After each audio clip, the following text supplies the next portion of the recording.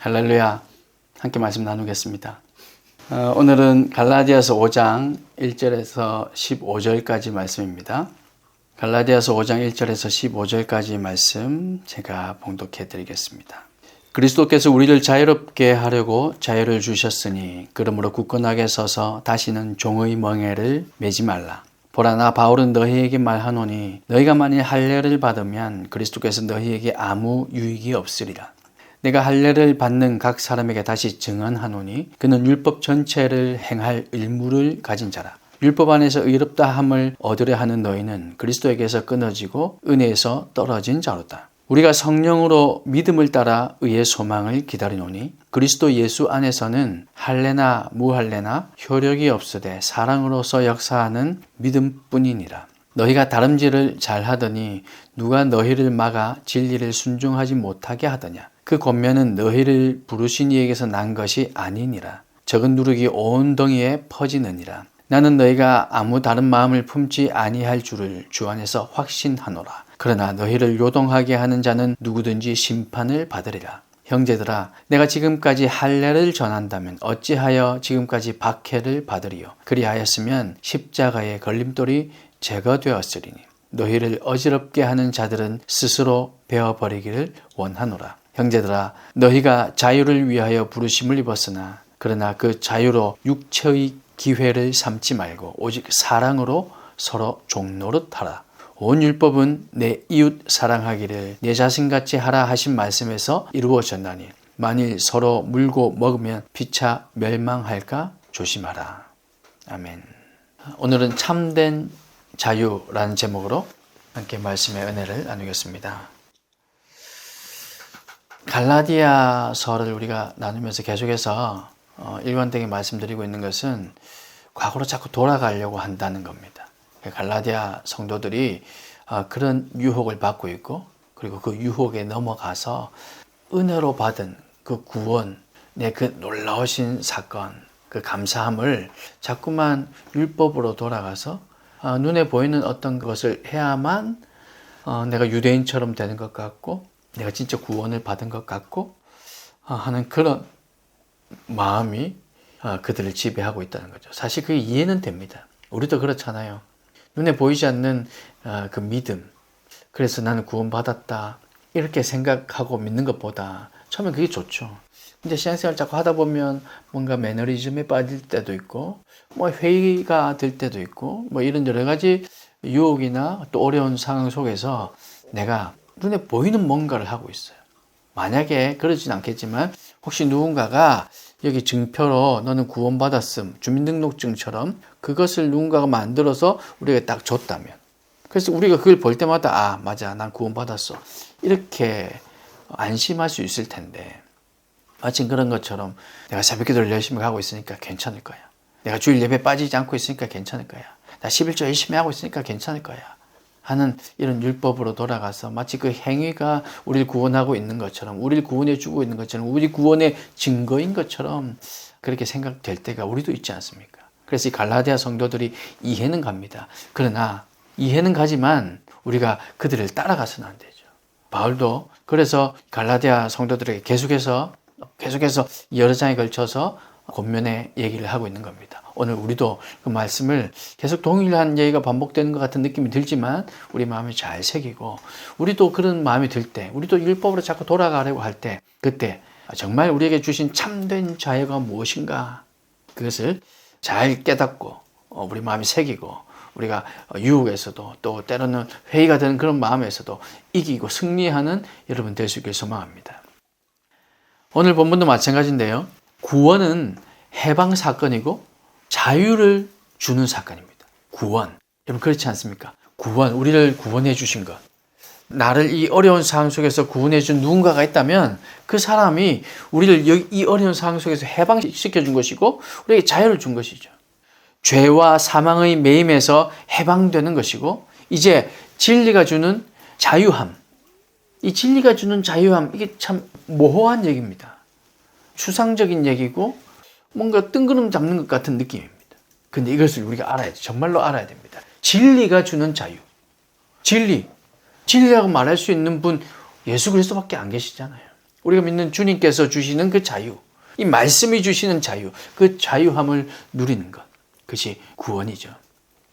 스스로 자기 욕망의 종노릇한 데서 이제 벗어나는 것, 이것이 구원이고, 이제는 창조주 하나님, 그 하나님만을 선과 악의 기준이고 생명과 사망의 기준이고 주관자로, 우리의 주관자로 인정하고 그 기준인 진리 안에서 사는 것을 기뻐하는 이 백성으로 창조되는 일, 새롭게 창조되는 새 창조가 일어나는 일, 이것이 구원이라는 겁니다. 그런데 그 진리를 벗어나서 그리스도와 상관없이 누리는 자유도 있죠. 오늘 여러분 식사 뭐 하셨습니까? 오늘 여러분 개인이 보낼 수 있는 그 시간에 여러분 어떤 행동, 어떤 취미생활 하셨습니까? 뭐 그리스도와 상관없이 누리는 자유라고 얘기한다면 그냥 쉽게 말해서 이런 거죠. 내 마음대로 할 수 있는 거죠. 오늘 출근할 수도 있고 등교할 수도 있고 하지 않을 수도 있고 뭐 그냥 내가 원하는 대로 할 수 있는 것. 진리를 벗어나서 그리스도와 상관없이 누리는 이런 자유도 물론 있습니다. 그런데 그런 자유는 오늘 이 본문에서 말하는 참된 자유가 아닙니다. 진리가 주는 자유라고 할 수 없는 거죠. 그 자유는 방금 말씀드린 이런 자유는요, 조금 잘못 간다면, 조금 과해진다면 방종이 될 수도 있습니다. 그런데 주님께서 주시는 이 자유는 우리를 그렇게 만들지 않습니다.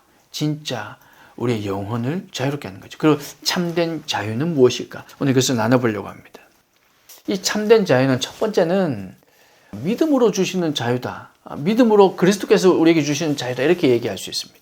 갈라디아 공동체는 그리스도를 영접해서, 믿음으로 영접해서 자유로운 사람들이 되었습니다. 그들인 갈라디아 성도들이 이제 예수님을 믿기로 작정하고 그들에게 믿음이 생겼을 때, 야, 나는 이제 자유함을 얻었다, 이렇게 표현할 수는 없었을지라도, 그런 것까지는 그때 당시 자기 스스로는 몰랐을지라도 사실은 그들은 이미 자유로운 사람이 되었던 거죠. 하지만 그렇게 신앙생활을 하다가 보니까 유대인들, 기존에 있던 믿었다고 하는 사람들, 그 예전부터 믿었다고 하는 아브라함의 자손이라고 하는 사람들, 그 유대인들과 소통하며 또 그들과 얘기하며 대화하며 지내다 보니까 할례를 비롯한 이 각종 이런 율법들을 지켜야 한다. 또 사실은 그들뿐만 아니라 가만히 들어온 거짓 증인들, 이렇게 표현하죠. 그들의 얘기를, 그들의 이런 유혹에, 주장에 넘어가 버린 겁니다. 서두에서 말씀드린 것처럼 그 넘어갈만 하다, 이런 생각도 듭니다. 그게 눈에 보여야 되니까요. 우리 인간이라서. 그래서 하나님께서 눈에 보이는 어떤 형상을 하나님의 형상이라고 하는 어떤 형상도 만들지 말라고 하셨잖아요. 우리의 그런 유혹을 너무나도 잘 아셨기 때문에. 그래서 유대인처럼 되어서 유대인들로부터 오는 박해를 피하고 싶었던 겁니다. 유대인들이 이렇게 얘기하죠. 너네들은 진짜 아브라함의 자손이 아니야. 너 할례 받았어? 이렇게 얘기하는 거죠. 너 율법 지키고 있어? 너 절기 지키고 있냐고. 우리는 그런 거 다 지키고 있다니까. 그런데 이게 눈에 보이니까 자기들은 그런 거 지키지 않았는데, 그러면 저게 정말 구원받은 거구나, 이런 생각이 들었다는 겁니다. 그래서 유대인들이 너가 아니잖아 하면서 이렇게 박해하는, 그건 아니야. 예수 그리스도 그거 아니야. 그건 이단이야, 가짜야 하는 그런 박해를 피하고 싶었던 거죠. 하지만 정말 그런 식으로 유대인이 되어야 의롭게 된다면 그는 율법 전체를 다 지켜야 의롭게 될 수 있습니다. 3절 말씀이 그 말씀이죠. 내가 할례를 받는 각 사람에게 다시 증언하노니 그는 율법 전체를 행할 의무를 가진 자라. 이 말은 결국 율법을 다 지켜야 의롭게 될 수 있다는 말입니다. 하지만 우리가 율법을 지킬 수 있는 것은 하나님의 은혜와 도우심이 없으면 안 되는 일이기에, 육체의 힘을 빌려서 살려고 하는 그런 시도는 실패할 수밖에 없다는 겁니다. 하나님의 은혜와 도우심이 없이 어떻게 이 율법을 우리가 다 지킬 수 있습니까? 율법을 만약에 다 지켰다 할지라도 그것은 하나님의 은혜와 도우심이라는 거죠. 근데 하나님의 은혜와 도우심도 없이 우리가 율법을 결코 다 지킬 수 없다는 겁니다. 그것은 그리스도께서 주신 은혜를 헛되게 하는 일이요, 결과적으로 그리스도에게서 끊어지는 무서운 결과를 낳는다는 겁니다. 그리스도께서 주시는 자유만이 참 자유임을 여러분 믿으시길 바랍니다. 율법을 지킴으로 인해서 얻어지는 것은 자유가 아닙니다. 우리 안에서 살아 역사하실 때 우리는 율법의 인도를 받아서 생명의 길로 걸어갈 수 있습니다. 방금 제가 말씀드린 이 율법이라는 것은 말씀의 인도를 받는다는 말입니다. 우리 안에서 그리스도께서 살아 역사하실 때, 그래서 율법의 인도를, 말씀의 인도를 받아서 우리는 생명의 길로 걸어갈 수 있다는 겁니다. 죄인이 여러분 감옥에 있을 때 자유가 있습니까? 죄인이 감옥에 있을 때는 자유가 없습니다. 그 속에서 지켜야 할 규율이 있죠. 그런데 그 죄값을 다 치르고 나서 이제 그 감옥에서 나왔습니다. 자유인이 되었습니다. 그렇게 기쁨으로 이제 이 감옥에서 나와서 이제 나는 정말 자유인이 되었다라고 기쁨으로 살다가 문득 사회에도 법이 있음을 깨닫습니다. 나 이제 자유인이 되었기 때문에 정말 내 마음대로 해도 될 거라고 생각했는데 알고 보니까 사회에도 법이 있는 거예요. 지켜야 할 것들이 있는 거예요. 이런 것도 지켜야 되네. 저런 것도 지켜야 되네. 내가 말씀을 읽어야 되네. 율법을 지켜야 되네. 하나님 뜻대로 살아야 되네. 그리스도를 믿음으로 영접해야 되네. 이런 것들을 이제 알게 되었다는 겁니다. 그런데 그 법을 지키는 거 싫어서, 이제 이 사회에 나와서 사회의 법을 지키는 것이 싫어서 나 이런 거 싫어. 그냥 다시 감옥으로 돌아갈래. 이렇게 얘기하는 것이 오늘 갈라디아 성도들이 겪고 있는 그 유혹이라는 거죠. 거기에서 살던 규칙과 그 감옥에서의 규율들이 훨씬 더 좋아 보이는 거죠. 그게 더 자유로워 보이는 겁니다. 이스라엘 백성들이 출애굽한 이후에 광야 생활을 하면서 애굽에 정착해서도 그들은 그랬습니다. 그냥 엔전 그때가 더 좋았다. 노예로 살 때가 차라리 더 좋았다. 그렇게 그들이 얘기하는 거죠. 마치 그런 것처럼 죄인으로 감옥에서 살던 그 시절이 더 좋았다. 지금 이렇게 얘기하고 있는 겁니다. 사랑하는 여러분, 과연 이 사람이 돌아가려고 하는 그것이 정말 참 자유일까요? 아니면 세상의 법을 지키며 사는 것이 그것이 참 자유일까요? 제가 방금 말씀드린 이 비유가 꼭 맞는 비유, 정확한 비유는 아닐지라도 우리에게 주신 자유는 감옥에서 형을 다 살고 난 사람에게 주신 그 자유보다도 훨씬 더 값지고 귀한 자유입니다. 그 자유는 바로 그리스도께서 주신 자유이기 때문이겠습니다. 그 그리스도께서 십자가의 모진 고난을 다 당하시고 죽기까지 하셨다가 다시 부활하시고 난 이후에 우리에게 주신 그 자유이기 때문에. 그런데 그 자유를 버리고 감옥의 생활로 돌아가라는 것. 바로 율법으로 돌아가라는 것. 즉 할례를 받는 것이 참 자유라 여기는 것. 이것이 진짜 어리석임이라는 거죠. 그러므로 우리에게 주신 참 자유를 우리는 기억해야 합니다. 그리스도께서만 주실 수 있는 자유, 믿음으로 주시는 그 자유, 그 자유를 기억하시고 우리는 그 자유함으로 예배할 수 있어야 합니다. 예배할 수 있는 자유를 우리는 기억해야 됩니다. 사랑할 수 있는 자유, 사랑 의무가 아닌가요? 아니요, 사랑할 수 있는 자유입니다. 찬양할 수 있는 자유, 기도할 수 있는 자유. 기도가 자유는 아닌 것 같은데요. 여러분, 그렇지 않습니다. 주님 주신 그 믿음으로 주신 그 자유함을 우리가 깨닫는다면 이 모든 것이 자유임을 여러분 깨닫게 될 것입니다. 이 모든 자유, 예배의 자유, 사랑할 수 있는 자유, 찬양할 수 있는 자유, 주님께 기도할 수 있는 자유, 말씀으로 살 수 있는 자유, 주님 위해서 목숨도 바칠 수 있는 그 자유, 그 자유를 누리며 살아가시는 저와 여러분이 되시기를 주님의 이름으로 축복합니다. 또 한 가지 참된 자유는 어떤 자유일까요? 우리 한번 살펴봅시다. 그리스도의 구속을 의지한다는 것은 그리스도께서 보내주신 주의 영, 주의 영의 도움을 받아 산다는 뜻입니다. 그리스도의 구속, 주님께서 우리를 구원해 주신 것, 그리스도를 의지한다는 것은 그리스도께서, 예수님께서 우리에게 보내주신 그 영, 쉽게 말하면 성령의 영을, 그 성령의 도움을 받아서 산다는 뜻이죠. 진리의 영이요, 그리스도를 죽은 자 가운데서 부활하게 하신 영, 그 영인 성령께서 이 사망의 기운이 머물고 있는 악의 세상에서 하나님 나라 백성들을 보호하시고 또 의의 길로 인도하실 겁니다. 성령의 도움이 없으면 장차 우리가 주 앞에서 받게 될 의롭다는 인정을 보장받을 수 없다는 겁니다.